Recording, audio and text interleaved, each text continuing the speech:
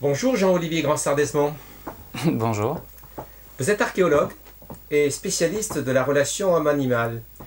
Dans l'imagerie populaire, un archéologue, c'est d'abord un chercheur sur un site de fouille.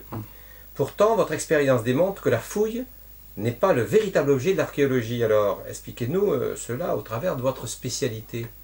En fait, il y a un exemple très simple que j'ai tendance à donner, qui est que si la fouille se résumait à l'archéologie, alors à ce moment-là, ceux qui travaillent sur les dinosaures devraient également être des archéologues. Pourtant, ils travaillent sur une matière qui est une matière animale, qui est une matière naturelle et non pas une matière artificielle. Donc les paléontologues, pour les appeler par leur nom, ne sont pas des archéologues. Donc déjà, on voit bien qu'on est sur le même type de sujet, on va dire, la fouille, et pourtant on a deux disciplines différentes. Donc l'archéologue, ce qui le définit, c'est pas la fouille, c'est son objet d'étude. Et son objet d'étude, ce sont les objets fabriqués par l'être humain. Donc on va sur de l'artificiel, sur de l'intervention humaine. On commence avec les premiers outils, donc on remonte très très loin, jusqu'à aujourd'hui.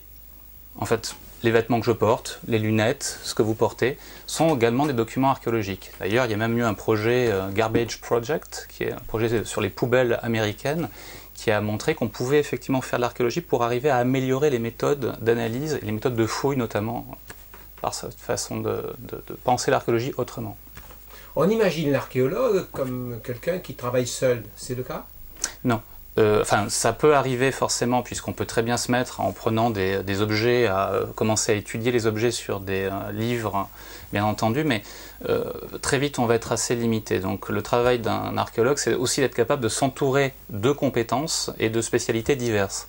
Quand je dis compétences, ça ne signifie pas qu'il s'agit que d'autres chercheurs, ce ne sont pas que d'autres disciplines que l'on va faire venir. Ça peut très bien être également des artisans, des professions libérales, des personnes qui vont permettre en fait aux chercheurs, à l'archéologue, de mieux comprendre son sujet en le comprenant par ceux qui en ont produit aujourd'hui. La société s'est fortement numérisée. Alors, est-ce que le numérique, c'est un apport important dans le travail, dans la recherche que mène un archéologue? Oui, le développement du numérique est un développement qui a beaucoup aidé l'archéologie et qui continuera encore à l'aider. Un récent développement qui commence à arriver en France, mais qui est déjà présent aux États-Unis, ce sont les imprimantes 3D. Donc qui aide non seulement le chercheur, par exemple, en imprimant des objets afin de pouvoir les manipuler comme il l'entend, sans pour autant risquer de les abîmer. Bon, ça c'est un des exemples les plus simples, mais également en termes de formation pour l'archéologie, c'est-à-dire imprimer les objets pour pouvoir les donner aux étudiants, pour qu'ils puissent faire des remontages, par exemple. Donc il y a ces aspects-là, mais il y a également la prospection, notamment avec le LIDAR. Enfin, il y a eu véritablement un gros apport depuis les 30-40 dernières années, du numérique en général, pas que de l'informatique d'ailleurs. Mais il faut bien faire attention à une chose, c'est qu'il ne faut pas confondre l'outil, qui a été un apport, et son utilisation. C'est un peu comme quand on associe le carbone 14 à l'archéologie. Alors ok, le carbone 14 aide à dater, mais ce n'est pas un archéologue qui va faire la datation. Donc c'est un peu pareil avec le numérique, c'est-à-dire que ceux qui vont soit le produire ne sont pas des archéologues, bien entendu, mais même ceux qui vont parfois l'utiliser ne seront pas forcément des archéologues. Par exemple, les topographes ou les architectes ne sont pas des archéologues, mais ils vont pouvoir aider par leur maîtrise du numérique dans l'outillage qui va permettre de faire les implantations, les prospections, à l'archéologue de mieux travailler par la suite. C'est le cas de la réalité augmentée en particulier. Alors par exemple, c'est vrai qu'il y a eu notamment des travaux sur Bordeaux qui ont porté sur l'Égypte ancienne et qui permettent de pouvoir remettre en contexte, via la réalité augmentée, des sites qui avaient été détruits. Et en utilisant ce principe, mais c'est encore peu utilisé en fait, c'est essayer d'arriver à reconstituer un site à l'intérieur d'une pièce pour voir les questions de déambulation, de est-ce qu'on a pu arriver à retrouver l'ensemble des éléments qui nous sont importants, à savoir les éléments de circulation d'air, d'évacuation des eaux, même est-ce que les reconstitutions qu'on avait faites sous forme uniquement informatique d'écran étaient suffisamment bien réalisées pour que quand on est en réalité augmentée, on se retrouve dans le même contexte, on va dire, que les gens de l'époque. Alors, vous avez créé une association Archéotopia. Qu'est-ce que c'est que cette association et surtout pourquoi vous l'avez créée? Alors c'est une association qui a été créée avec Christian Esnou, qui n'est pas archéologue, en mai 2007, et que nous avons créé donc à deux au départ, afin de pouvoir, on va dire, apporter des éléments complémentaires autant au monde universitaire qu'au monde de la recherche, en France en particulier en tout cas, qui n'existaient pas et qui manquaient, qui faisaient défaut. On souhaitait arriver à établir une plateforme qui soit un moyen de communication entre les universités, les politiques, le grand public, les étudiants, les enseignants, et non pas que chaque secteur soit en fait distinct et ait du mal à communiquer ensemble. Donc c'est un lieu de rencontre. Alors, c'est un lieu de rencontre. Voilà, même si nous n'avons pas en fait d'espace, on n'a pas un local, donc on arrive à le faire. On parlait des outils numériques. Virtuellement. Voilà, virtuellement via Internet, virtuellement également parce qu'on a créé, enfin on a lors d'un événementiel scientifique sur l'archéologie, on avait pu mettre un duplex entre la côte ouest américaine et Paris, par exemple. Donc on est très habitué à utiliser les outils du numérique pour faciliter ces échanges, justement. Bon, alors on a parlé des étudiants, mais on n'a pas beaucoup parlé des élèves et des enfants. Vous êtes pourtant partenaire de la mairie de Paris pour réaliser une animation scientifique dans le cadre des aménagements des rythmes éducatifs. Donc on est dans l'aménagement des rythmes scolaires avec des actions qui se font, je dirais, hors de la classe. Quels sont vos objectifs dans ce cadre? Bien, nos objectifs, c'est d'arriver à apporter aux enfants, en tout cas de contribuer à apporter une culture scientifique et technique. L'idée en particulier cette année, l'objectif était avec une des animations qui était sur les Gaulois, une autre qui était sur l'Égypte ancienne, de leur faire prendre conscience de la différence qu'il y avait entre un artisan et un scientifique. Parce qu'on a souvent l'image que le scientifique, en tout cas en archéologie, quand il fait de l'archéologie expérimentale par exemple, c'est-à-dire qu'il va reproduire un navire, il va reproduire une pyramide, il va reproduire tout un ensemble d'objets, on a l'impression que c'est lui qui les fabrique. Pourtant il n'est pas là pour les fabriquer, il est là pour observer comment des artisans, le meilleur exemple c'est le château de Guédelon par exemple, les artisans que vous y avez, ils sont là pour produire des cordes, produire des pierres, et les archéologues quand ils viennent, ils sont là pour observer ces artisans.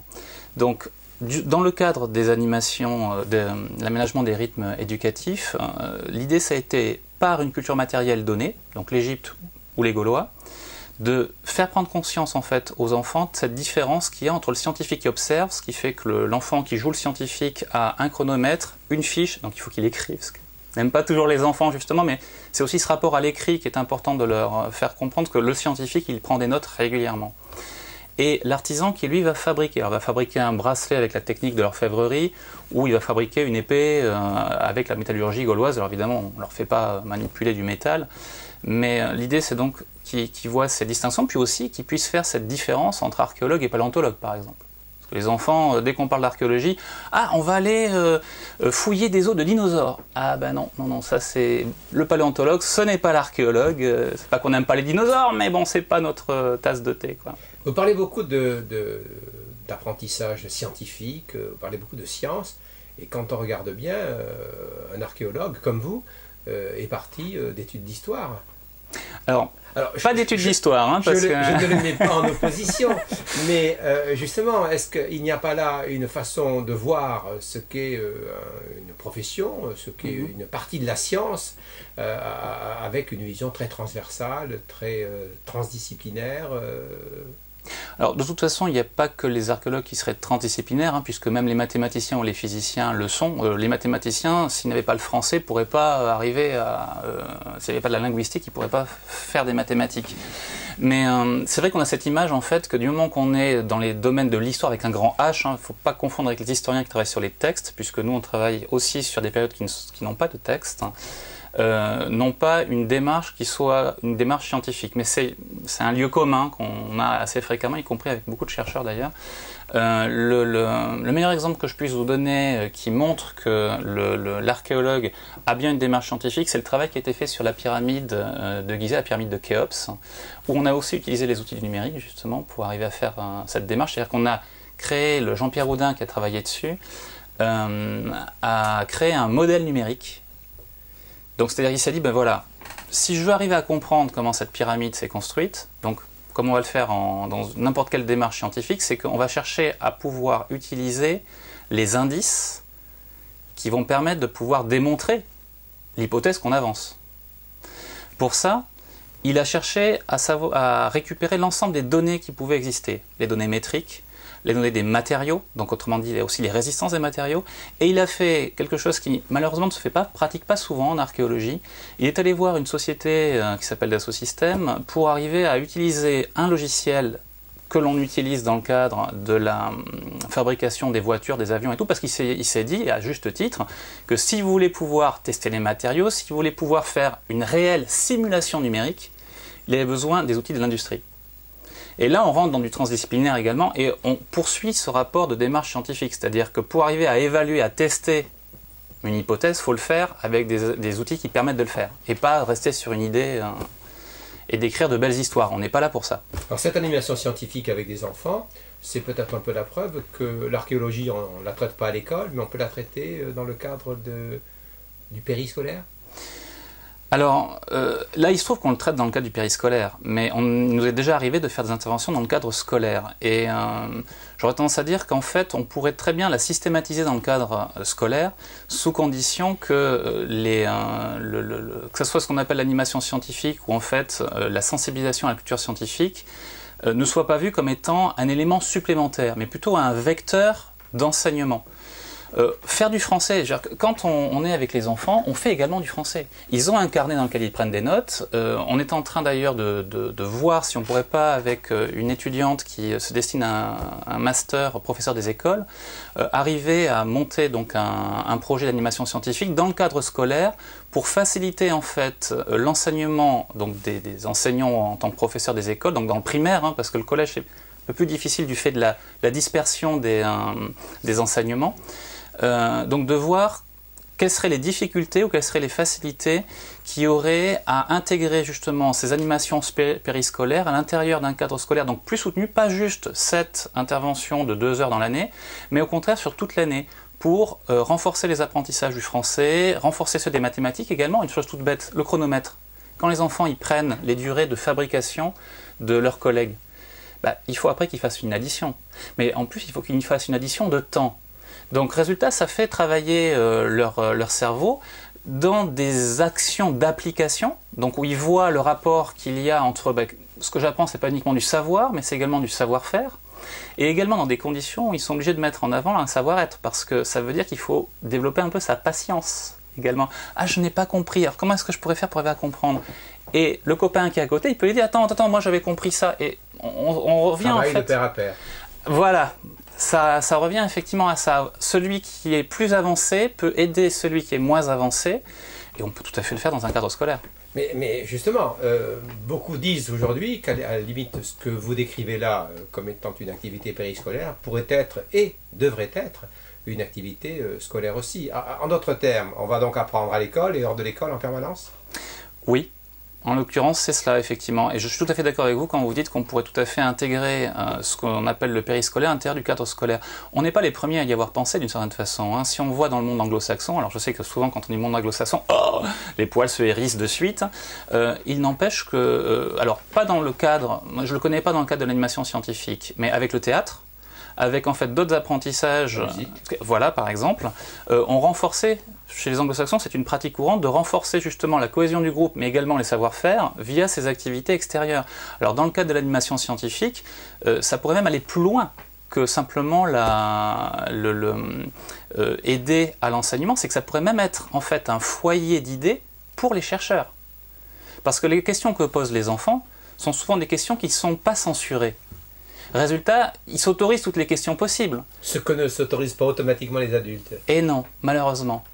En fait, les formations, formatage, c'est pas pour... mais on en vient souvent à ça et on le voit avec les étudiants qu'on reçoit, soit pour les aider à s'orienter, soit parce qu'il y a beaucoup d'étudiants en doctorat ou en master 2 qui viennent en fait pour trouver un travail au sein d'Archéotopia.